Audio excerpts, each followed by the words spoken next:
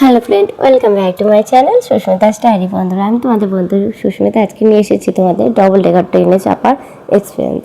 ঠিক আছে, তো ট্রেনটা কেমন কী সব কিছু ডিটেলসে শেয়ার করবো। পুরো ভিডিওটা কিন্তু দেখতে হবে। তো এবারে আমরা যাচ্ছি ট্রেনের কাছে। তো ট্রেনটা কেমন দেখতে হবে সেই নিয়ে ভীষণ এক্সাইটেড ছিলাম যে কেমন কি ডবল ডেকার ট্রেন আবার কি। তো চলো দেখাই। সবাই রইলা, আমাদের ট্রেন দাঁড়িয়ে আছে।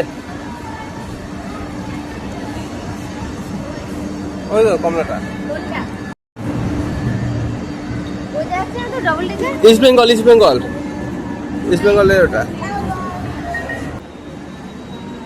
চলছে।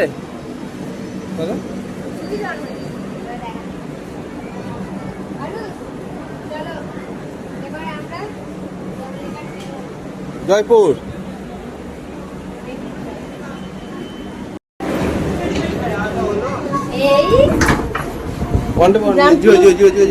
জিরো ছিল বন্ধ হয়ে গেল।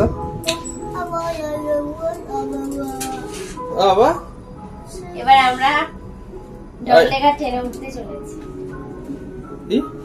এবার আমরা ডবল ডেকার ট্রেনে উঠতেছি। ও বিউটি, বিউলেই আমাদের গ্রাউন্ড ফ্লোর বলবো।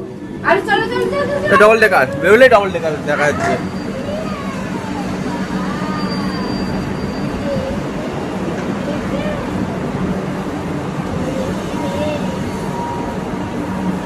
তো বন্ধুরা, এই ছিল ডবল ডেকার ট্রেন।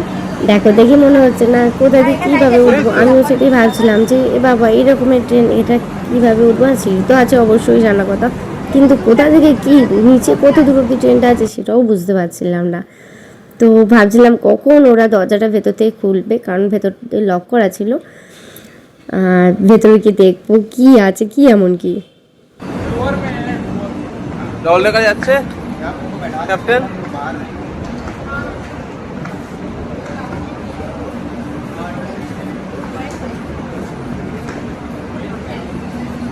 কচু যাচ্ছে বসে। না ছেলে তো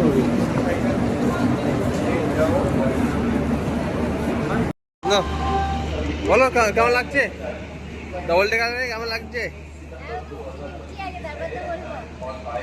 শুধুই মনে হচ্ছিল ভেতরটা কেমন কি হবে, কখন দেখবো। আর ওরা যেন খুলতে বড্ডই বেশি টাইম নিচ্ছিল।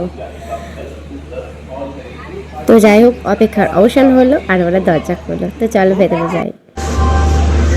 আমরা এবারে ডবল ডেকার ট্রেনে উঠছি। দেখা যাক সিঁড়ি কোথায়। ওটা আর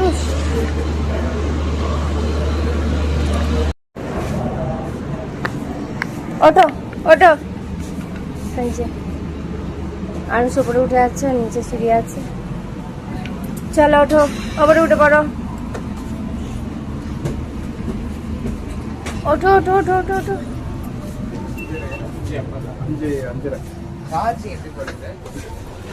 কোন দিকটা গো আমাদের? কোন দিকটা আমাদের? মিডলে পানি ব্যাস দৌড়। চলো তোমাদের একটু দেখিয়ে আনি ভেতরটা কেমন। এ দেখো, ওপর থেকে নিচে নামছি আমরা। নিচে গেল, এইটা চলো নিচে বলতে ওইটা বলছি।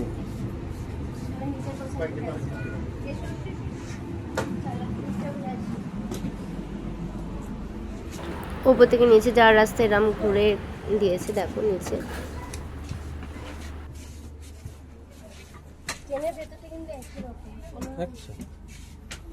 সামনে যাবে, সামনে দিয়ে উঠে পড়বে, দিয়ে উপরে চলে যাবো। হ্যাঁ, সব দিক দিয়ে সব কিছু ছাড়া যাবে। মাটি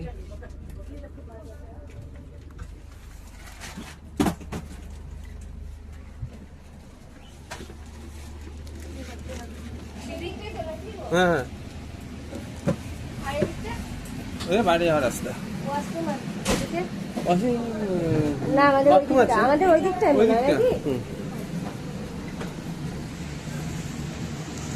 ওয়াশরুমটাও কিন্তু বেশ ভালোই ক্লিন ছিল, তো কোনো অসুবিধা হয়নি। আমি ওয়াশরুমের ভিডিওটা নিতে পারিনি।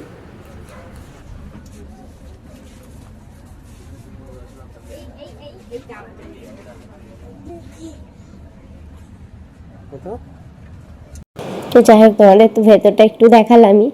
যে কেমনভাবে সিঁড়ি দিয়ে উঠছি ভেতর থেকে আবার নামছি, মানে এমনি সিঁড়ি দিয়ে ওঠা নামাটাই যা আলাদা লাগলো যে ওপরে উঠে গেছি। এছাড়া মনে হচ্ছিল না বন্দে ভারত এক্সপ্রেসের মধ্যে রয়েছি, ওই রকম টাইপেরই পুরো গেট আপটা করেছে ভেতরের দিকে। তবে আর একটা জিনিস ভালো লাগছিল যখন ট্রেনটা স্টার্ট করলো, যে আমরা একদমটা মানে উঁচুতে বসে আছি, সেটা দেখে কিন্তু ভীষণ ভালো লাগছিল।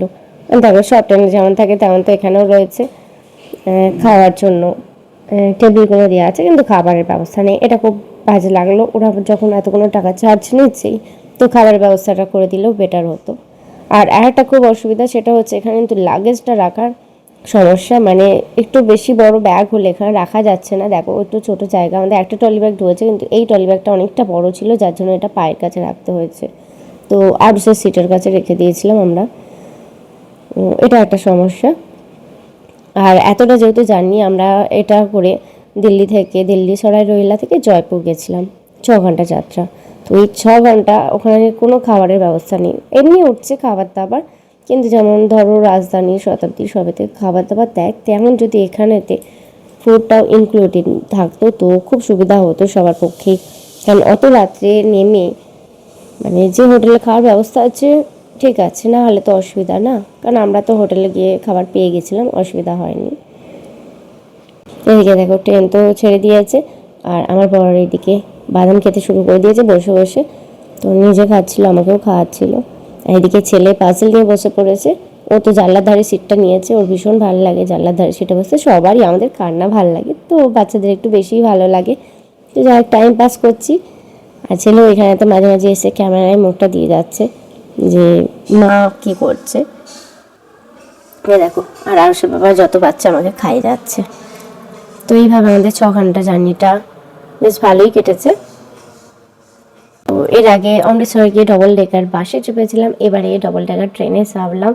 ভীষণ ভালো লাগলো যে এরকমও ট্রেন হয়, আমার সত্যি জানা ছিল না। তোমাদের কাদের এটা জানা আছে বা কে কে চেপেছে অবশ্যই জানিও। আমি এই প্রথম চেপেছি, তো আমার ভীষণ ভালো লেগেছে। এর দেখো ছেলে তো একটু ঘুরতে চলে গেছিলো ওর বাবার সাথে, নিচের তলা থেকে ঘুরে এলো। আমরা ওপরের দিকে সিট নিয়েছিলাম। আমরা যখন সিট কেটেছিলাম তখন জানো তো ফার্স্টে আমরাই বুকিং করেছি, যার জন্য আমাদের নাম্বারটা 101 থেকে শুরু হয়েছিল। 101, 102, 103 এই 3টে নাম্বার ছিল আমাদের। তো তোমরা যারা বুকিং করতে চাও আমি ট্রেনের নাম্বার দিয়ে দিচ্ছি, তো সেই দেখে তোমরা বুকিং করতেই পারবে। তো জয়পুর যাওয়ার এক্সপিরিয়েন্সটা কিন্তু আমাদের বেশ ভালোই হলো। আর দেখো ওপর থেকে ভিডিওটা নিয়েছি, দেখতেই পাচ্ছ লোকগুলোকে যে কতটা উঁচুতে আছি আমরা। এটা হয়তো তোমরা ক্যামেরা দেখে অতটা বুঝতে পারছো না, কিন্তু আমরা তখন ওপরে রয়েছি, তখন বেশ ভালো লাগছিল। মানে ট্রেনে এতটা উঁচুতে তো থাকি না, না এটা বেশ মজার ব্যাপার হচ্ছিল, আর ভালোও লাগছিল। হ্যাঁ, যেহেতু রাতের বেলা, তো রাতের বেলা উইন্ডো দিয়ে আর কি দেখবো, সেই তো আমাদের ফ্ল্যাশব্যাকটাই আসছে। এটা একটা সমস্যা, কিন্তু তবুও দেখতে ভালোই লাগছিল যখন লাইটগুলো আসছিল।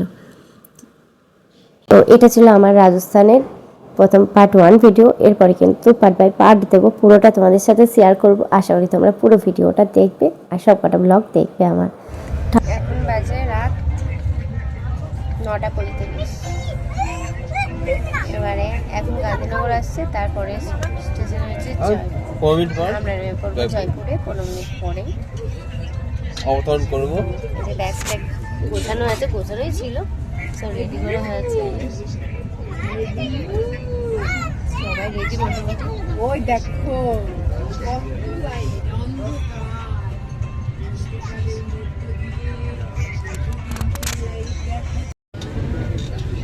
ব্রিজটা কি সুন্দর, দেখো ব্রিজটা দেখো, পিঙ্ক সিটি না অনেকগুলো কালার আছে। পিঙ্ক সিটি কি কালার তো অনেক দিয়েছে, বাহ দারুণ লাগে অপূর্ব ব্রিজটা।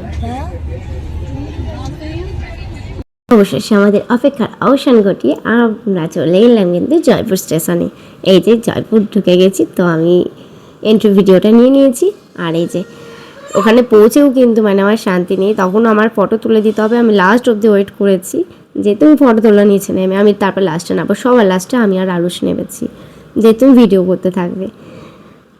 তো ওই যে আমরা নামছি, ওপরতলা থেকে নিচে এসে গেছি দেখো সিঁড়ি দিয়ে। এবারে আমরা জাস্ট নামবো আর জয়পুর স্টেশনে পা দেবো। ফিলিংসটা কিন্তু তখন দারুণ হচ্ছিল যে এতদিনের যে স্বপ্ন দেখছিলাম জায়গাটা নিয়ে যে এখানে আসবো, সেই জায়গায় আমি এসে গেছি। তো বন্ধুরা, ভিডিওটা কেমন লাগলো? আশা করি ভালো লাগলো। ভালো লাগলে একটা লাইক দিয়ে দিও, আর তোমাদের কিছু এক্সপিরিয়েন্স থাকলে জানাতে ভুলো না কমেন্ট করে। সবাই ভালো থেকো, আবার আসছি পরবর্তী ব্লগ নিয়ে। টাটা।